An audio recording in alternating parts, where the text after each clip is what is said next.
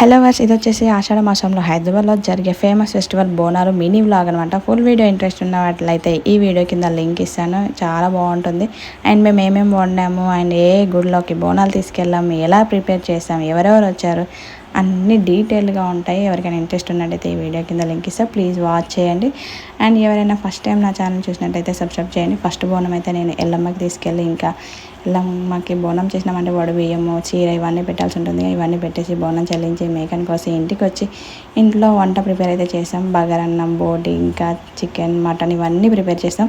So ఇవి కూడా ఎలా చేసాం అనేది ఆ వీడియోలో ఉంటాయి.